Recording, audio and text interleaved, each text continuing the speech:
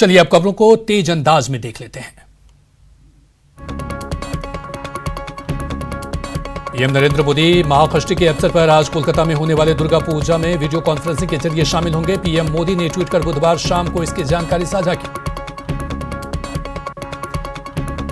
PM Modi ने tweet किया, पश्चिम बंगाल के भाइयों और बहनों, कल मां दुर्गा पूजा का महाअष्टमी का शुभ दिन है। मैं वीडियो कॉन्फ्रेंसिंग के जरिए पूजा समारोह में शामिल होऊंगा। प्रोग्राम में आप भी लाइव जुड़े।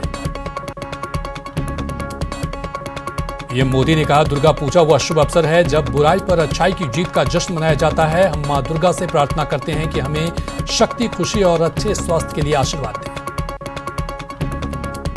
एनडीए के स्टार प्रचारक प्रधानमंत्री नरेंद्र मोदी 23 अक्टूबर से 3 नवंबर तक बिहार में 12 चुनावी रैलियों को संबोधित करेंगे। इनमें से 6 रैली उत्तर बिहार के विभिन्न जिलों में होनी है। पीएम मोदी की पहली सभा सासाराम में होगी।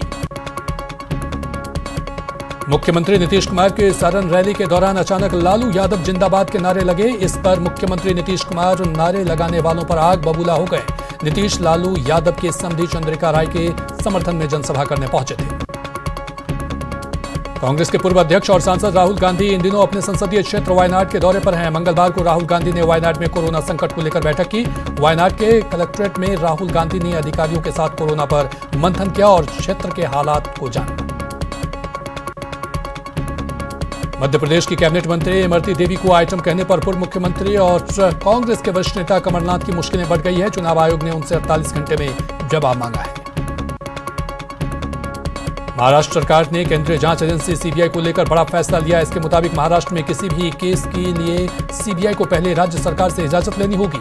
इस फैसले से पहले से चल रही जांच पर फर्क नहीं पड़ेगा। बांद्रा पुलिस ने राजद्रोह मामले में बॉलीवुड अभिनेत्री कंगना रनौत और उनकी बहन रंगोली चंदेल को तलब किया है। दोनों बहनों को सोमवार और मंगलवार को पुलिस स्टेशन बुलाया गया है।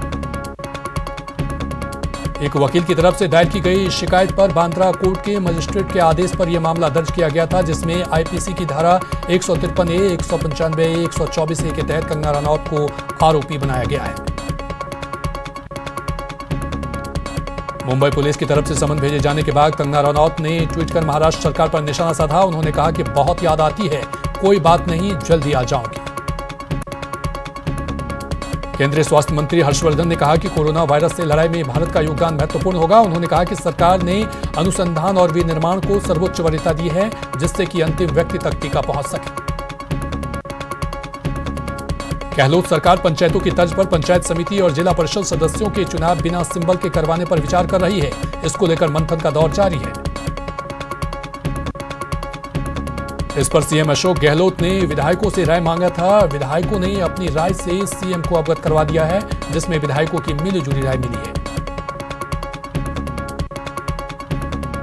जिन विधायकों की क्षेत्र में पकड़ मजबूत है वो सिंबल पर ही चुनाव चाहते हैं, जबकि कमजोर जनाधार वाले विधायक बिना सिंबल चुनाव कराने के पक्ष में हैं। इस पूरे मामले पर अब मुख्यमंत्री को अंतिम फैसला करना है। अब कैबिनेट से आदेश पारित करवाकर नियमों में संशोधन के लिए अध्यादेश लाया जा सकता है और 25 साल से चल रहे प्रावधान को कभी भी बदला जा सकता है। कांग्रेस विधायकों को भी अब मंत्रियों की तर्ज पर सुनवाई करने का टास्क मिलेगा। कांग्रेस विधायकों को अब ब्लॉक स्तर पर जन सुनवाई करके समस्याओं का समाधान करना होगा। इनमें स्थानीय अधिकारी और कर्मचारी भी मौजूद रहेंगे। इसको लेकर कांग्रेस के प्रदेश प्रभारी अजय माकन के निर्देश आ चुके हैं। अब जल्द सभी कांग्रेस विधायकों को जन सुनवाई के लिए विस्तार से कार्यक्रम और एसओपी बनाकर भेजने की तैयारी है। माकन ने पीसीसी में होने वाले मंत्रियों की जन सुनवाई को बंद करके जिले में मंत्रियों की जन सुनवाई की व्यवस्था लागू की है। पीसीसी चीफ डूटा साहब ने कहा कि जिले के सभी मंत्री जिलों में सुनवाई करके समस्या का समाधान करेंगे। अब ब्लॉक स्तर पर समस्या का समाधान हो सके, इसके लिए हर विधायक अपने ब्लॉक के अफसरों के साथ सुनवाई करेगा। ये व्यवस्था जल्द लागू की जाएगी। कांग्रेस सूत्रों के मुताबिक विधायक निर्वाचन क्षेत्र में जन सुनवाई नहीं करते हैं, जिससे लोगों में नाराजगी बढ़ती है और ये एंटी इनकम्बेंसी का बड़ा कारण बनता है। मीना विवाद पर सीएम अशोक गहलोत ने ट्वीट किया है। उन्होंने लिखा है कि इस मुद्दे को लेकर हाईकोर्ट में भी कई रीट याचिका दायर की गई थी और सरकार ने कोर्ट में शपथ पत्र दिया। सीएम गहलोत ने लिखा कि इस मुद्दे पर कोई विवाद नहीं है। मीना और मीणा दोनों एक ही जाति है और दोनों में केवल स्पेलिंग का अंतर है। साथ ही सीएम ने लिखा कि प्रदेश सरकार ने केंद्र को इस मुद्दे पर स्पष्टीकरण जारी कर दिया है। प्रदेश में विभिन्न क्रेडिट कॉर्पोरेटिव सोसाइटी में ठगी का शिकार हुए लोगों को अब न्याय मिल सकता है। राज्य सरकार ने इस संबंध में लेखा जुटा लिया है और बहुत जल्द निवेशकों को उनका पैसा दिलवाने का प्रयास करेगी। इसे लेकर सीएम गहलोत ने पीएम मोदी को पत्र लिखकर ऐसे सोसाइटियों पर कार्रवाई करने के अधिकार की मांग की है। राज्य सरकार के मुताबिक प्रदेश में हजारों लोगों से 1420 करोड़ रुपए की धोखाधड़ी हुई है। अब सरकार ऐसे लोगों को उनका पैसा मिले इसके लिए एक्टिव हो गई है। पूर्व डिप्टी सीएम सचिन पायलट ने सीएम अशोक गहलोत को चिट्ठी लिखी है और कहा है कि उनके विधानसभा क्षेत्र टोंक में सिंचाई के लिए पानी नहीं है, इसलिए बिसलपुर डैम से किसानों के सिंचाई के पानी की व्यवस्था की जाए। पायलट ने चिट्ठी में सीएम से अनुरोध किया है कि इस बार टोंक में अच्छी बारिश नहीं हुई है, जिससे किसानों को परेशानी हो रही है। उन्होंने कहा कि आपसे अनुरोध है कि किसानों की मांग को ध्यान में रखते हुए बिसलपुर बांध से सिंचाई के लिए पानी उपलब्ध करवाने की व्यवस्था करें।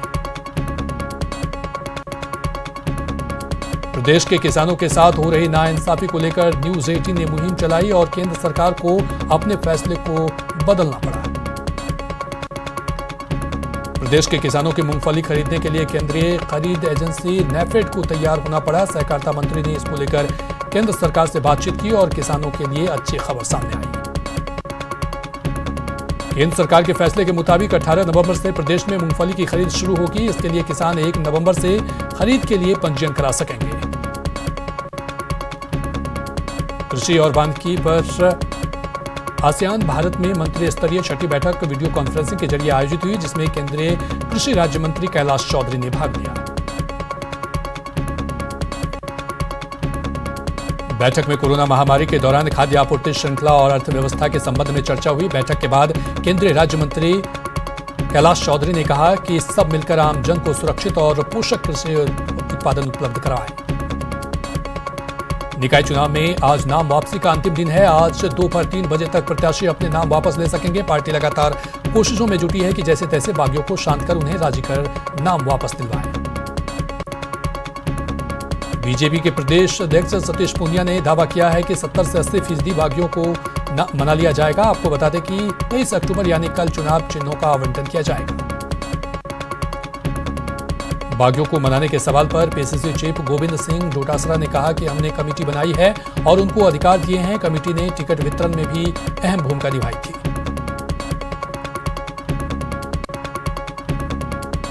निकाय चुनाव में महिलाओं के लिए 33% आरक्षण का प्रावधान है, लेकिन जयपुर के सिविल लाइंस विधानसभा क्षेत्र में कांग्रेस ने इस बार नगर निगम चुनाव में 50% टिकट महिलाओं को दिए हैं। कई ओपन कैटेगरी की सीटों पर महिला उम्मीदवारों को मौका दिया गया है। परिवहन मंत्री प्रताप सिंह खाचरियावास ने निर्वाचन क्षेत्र में नगर निगम के 24 वार्डों में से 12 में महिलाओं को मौका दिया गया है। जयपुर का कांग्रेस का महिलाओं को टिकट देने का औसत 39% है। ऐसे में सबसे ज्यादा महिला उम्मीदवारों को मौका सिविल लाइन से मिला है। परिवहन मंत्री प्रताप सिंह खाचरियावास ने कहा कि हमने 33% की जगह 50% महिला आरक्षण दिया। ऐसे लोग महिला उम्मीदवारों को उत्साहवर्धन करेंगे। जयपुर के नगर निगम ग्रेटर और हेरिटेज में कांग्रेस ने 39% महिलाओं को टिकट दिया है। प्रदेश में एम्बुलेंस कर्मचारियों की हड़ताल खत्म हो गई है। सरकार से भरोसा मिला तो एम्बुलेंस कर्मचारियों ने हड़ताल को समाप्त कर दिया। बकायदा राष्ट्रीय स्वास्थ्य मिशन निदेशक नरेश कुमार ठकराल और परियोजना निदेशक अनिल पालीवाल ने एम्बुलेंस यूनियन के पदाधिकारियों से बातचीत की। इसके बाद यूनियन के प्रदेश अध्यक्ष वीरेंद्र सिंह शेखावत से वार्ता को सकारात्मक बताया और हड़ताल खत्म कर दिया। इसी महीने से वेतन में 20% बढ़ोतरी का भरोसा मिला है। तुरंत प्रभाव से फाइल को कैंसिल करने का आदेश भी दे दिया गया है। कहा गया है कि 2 से 3 दिन में कर्मचारियों को लेटर भी मिल जाएगा।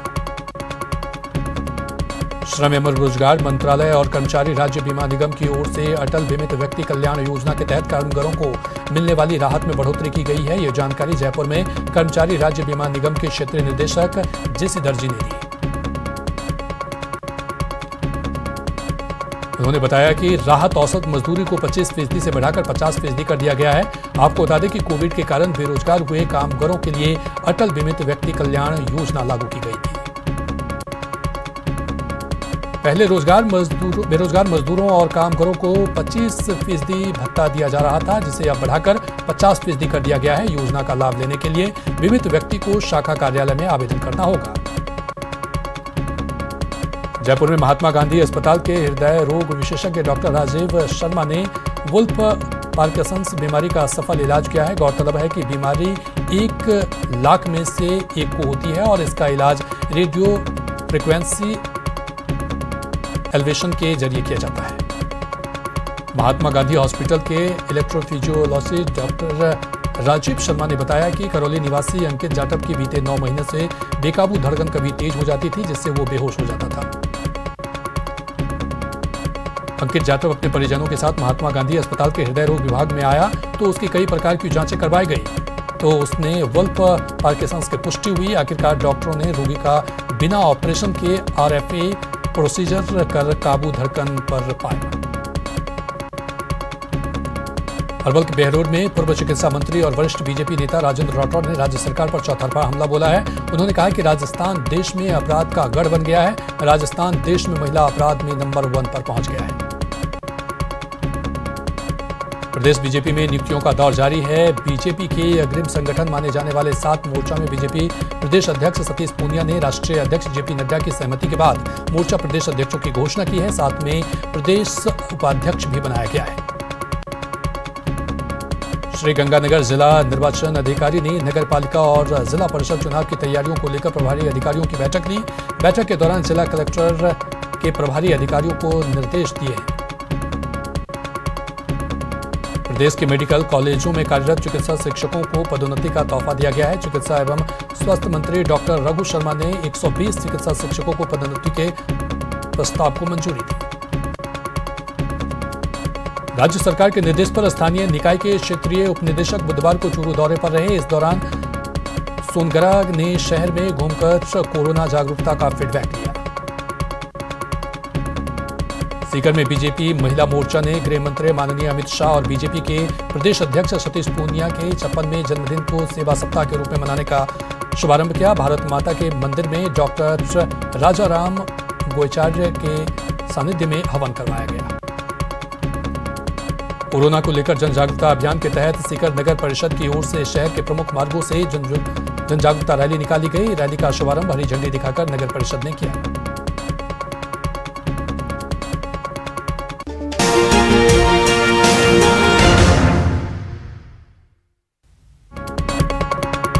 जोधपुर में एक बेलगाम कार ने कहर बरपाया। सफेद रंग की कार रोड किनारे खड़ी स्कूटी को टक्कर मारते हुए आगे बढ़ती है। 2 स्कूटी को टक्कर मारने के बाद भी कार नहीं रुकी और तीसरी स्कूटी को भी टक्कर मार दी।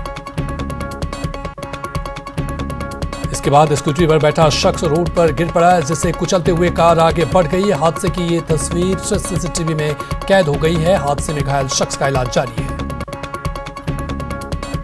जयपुर पुलिस ने 2 बदमाशों को पकड़ा है और उसके पास से अवैध हथियार बरामद किया है। पुलिस गिरफ्त में आए आरोपी बलराम जाट और शाहरुख हैं। DCP east doctor Rahul Jain ने बताया कि मुखबरे दुर्गापुरा रेलवे स्टेशन के पार्किंग में हथियार के साथ बदमाशों के घूमने की सूचना मिली थी, जो कि वारदात को अंजाम देने की फिराक में था। इसके बाद पुलिस ने उन्हें धर दबोचा और उनके कब्जे से 5 अवैध देशी पिस्टल और 3 जिंदा कारतूस बरामद किए गए।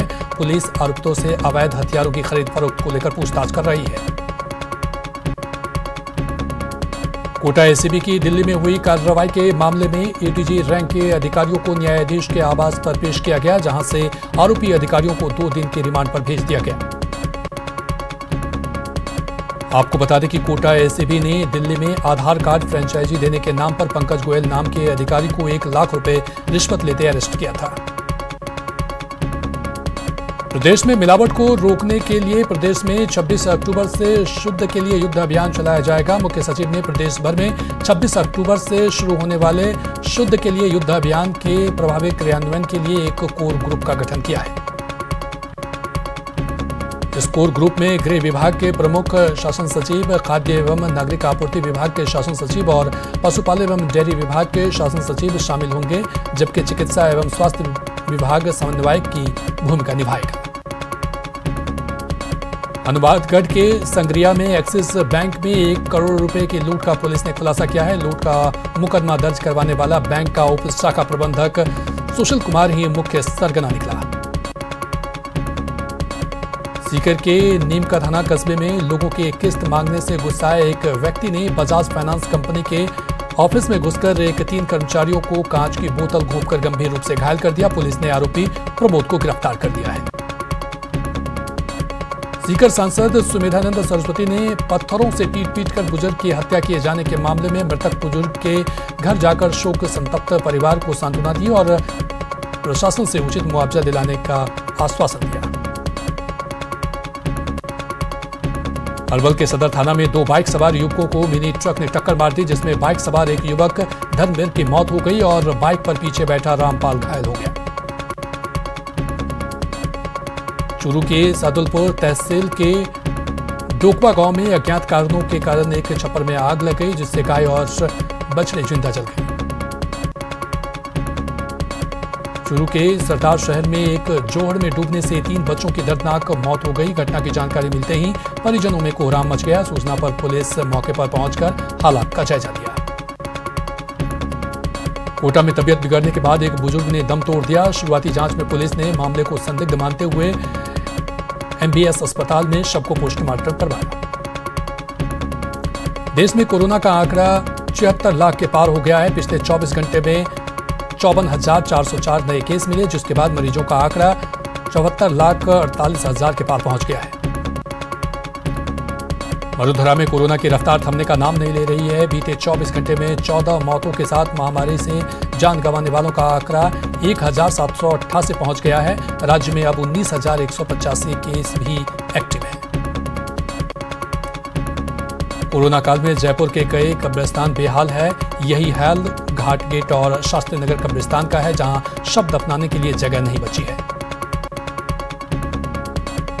कोरोना काल में मौतों का सिलसिला तेजी से बढ़ रहा है और आलम यह है कि अप्रैल के बाद से अब तक यहां 200 से ज्यादा शव दफनाए जा चुके हैं। कब्रिस्तान में अब शव दफनाने के लिए जगह नहीं बची है। दूसरे कब्रिस्तान के लिए वक्फ बोर्ड के से लेकर मुख्यमंत्री तक सबसे गुहार लगाई जा रही है। कोटा के पहले plasma donor doctor Saket Goyal ने दूसरी बार प्लाज्मा डोनेशन कर मानवीय मिसाल कायम की है। डॉक्टर गोयल ने कहा कि जो भी कोरोना की जंग जीत चुका है, उसे जीवन में एक जिंदगी जरूर बचानी चाहिए। कोटा में 71 और मरीजों की जांच रिपोर्ट पॉजिटिव आई है, जिससे चिकित्सा विभाग में हड़कंप मचा है। कोटा में CMHO की टीमें शहर में होम आइसोलेशन में चल रहे कोविड मरीजों की लगातार देखभाल कर रही है। CMHO ने बताया कि इन मरीजों को संबंधित क्षेत्र के CSC, PSC में दवाइयां उपलब्ध करवाई जा रही हैं। कोरोना से लोगों को जागरूक करने के लिए बीकानेर जिला प्रशासन लगातार अभियान चला रहा है। अभियान के पहले दिन पद यात्रा और साइकिल रैली निकाली गई। बीकानेर में कोरोना के बढ़ते आंकड़ों के बाद जिला प्रशासन की ओर से हारेगा कोरोना जीतेगा बीकानेर अभियान की शुरुआत की गई। कोलायत में भी महिला बाल विकास विभाग की ओर से शपथ कार्यक्रम आयोजित किया गया, जिसमें महिलाओं को कोरोना एडवाइजरी के पालन करवाने का संकल्प दिलवाया गया। चिकित्सा शिक्षा सचिव वैभव गलरिया ने अजमेर के JLN अस्पताल में कोविड वार्ड का निरीक्षण किया। इस दौरान गलरिया ने वार्ड में भर्ती मरीज और उनके परिजनों के करीब 50 मिनट तक बात की और इलाज के साथ ही अन्य सुविधाओं की फीडबैक ली। राज्य सरकार के नो मास्क नो एंट्री अभियान के तहत जिला औषधि नियंत्रण विभाग ने श्रीगंगानगर बस स्टैंड पर यात्रियों को मास्क वितरण किया। कोटा में विश्व आयोडीन अल्पता विकार रोकथाम दिवस में CMHO डॉक्टर भूपेंद्र सिंह तंवर की अध्यक्षता में जागरूकता कार्यशाला का आयोजन किया गया, जिसमें उन्होंने आयोडीन की कमी से होने वाली विकार और रोगों के बारे में विस्तार से जानकारी दी। और इसी के साथ फिलहाल इस बुलेटिन में इतना ही।